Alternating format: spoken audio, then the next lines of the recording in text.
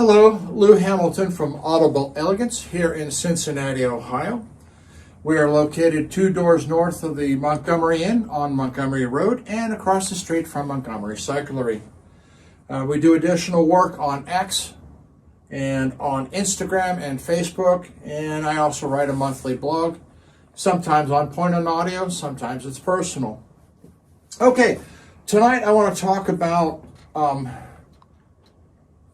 essentially a room from hell is the only way of describing it. And in the era of reducing carbon footprints, my target tonight is what a lot of homes built have to have: the traditional fireplace, or as I call it, the icons of the 18th century. Now, the problem occurs when people attempt to place speakers flanking the fireplace.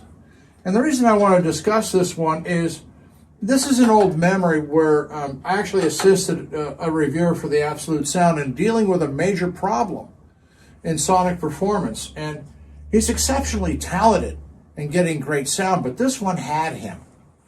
And I had to look at it for a while and listen to it. And then I had the aha, because I think at the time he was using the avant-garde speakers, which are really just priceless little gems. Well, little's not the right word. They're really actually quite big, but they're quite good. You know, they're worthy. What was happening is that as the sound was being emanated, that particularly part of the bass wave was going straight up the chimney chute. And it was creating this really weird effect, which he picked up pretty quickly, and he couldn't resolve it with a lot of the things that he knows to do. And he's quite good. And so what I was able to determine, and I actually borrowed I think it was a piece of plywood that he had lying around. I put a piece of plywood across the front because it was wide open. It didn't have any glass or anything. And wham! This problem disappeared almost immediately. Not perfectly. He followed it up by putting a piece of wonderboard concrete across it. He never used the fireplace anyway, and yeah, it looked like hell, but his goal was sound. That's what he was doing in reviewing. So these fireplaces, if you've got one and you got your speakers flanking it and you have this sort of weird sound problem, this can be one of your issues right there. Now, there's another one that's also quite common, and let me clean the board and I'll draw that one out. The most common problem that affects a really high-end audio system is something that almost everybody does. We have to do it here in the store for display purposes, particularly to be flexible and quick, because sometimes we make changes very quickly. And that is the placement of a stand, piece of furniture, whatnot that is sitting between the speakers. So, you can have an equipment stand with shelves, and I just do a turntable on the top because that's usually where they are if you have one. And what happens is that as this sound starts emanating out, it starts bouncing around inside these shelves. And it's all sorts of reflective activity going on in here. And so this actually degrades quite seriously what audiophiles look for, which is not only the stereo image, but the depth. Because as I discussed in another video, anything that is not accurate, the ear hones in on. And so the depth of the shelving in its front actually sets any sense of depth of the sound field. This is why many years ago, the original Name Audio designs, particularly with their amplifiers, tried to solve this problem. We're talking the NAP 250, the 135s, those sort of things. Most people know that the longer the speaker cable length you have, it degrades the sound. But most amplifiers at that time put an inductor on the output stage to stabilize the amplifier so it wouldn't run away and kill itself. What Name Audio decided to do was to not put that inductor in this coil of wire in between the output stage and your binding post. You know, maybe it's 14 gauge wire, and you might have 10 on the rest of it, but it's going through this little choke, so to speak.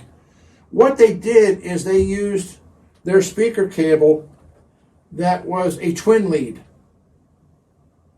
And the beauty of the twin lead is that as wires are run parallel to one another, they set up an inductance. So that, in fact, became the stabilizing factor for the amplifier. So you could use the original name amplification with speaker wire anywhere between 10 feet and 40 feet with absolutely no sonic degradation in the length of the speaker cable. That also meant you didn't have this rack between the speakers. You could, in fact, have your equipment over here where, guess what? It's where you sit.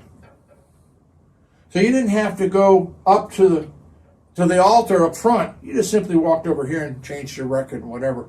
So that was the concept behind the original name audio, that they were trying to be very careful about this. Now, we've done some installations with very advanced speakers, and in order to avoid this trap, we've actually, underneath in the basement, put shelves in and have hung the amplifiers there.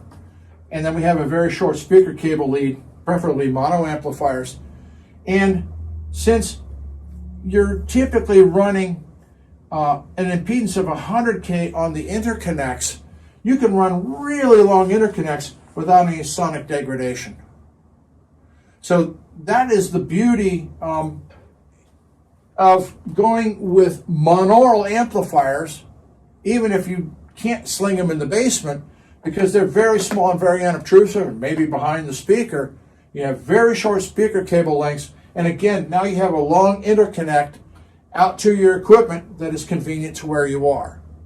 So, like the Fireplace, these guys have an effect as well, and it's not good. It's very easy to do the demonstration. Simply remove what's between it, and suddenly things are clearer. And that's because you're getting all of these sort of vibrations and echoes out of this fixture. So those are the two main boogeymen for building a really good performing music system. If you're looking for great musical accuracy, spatial characteristics of both width and depth. And there we are.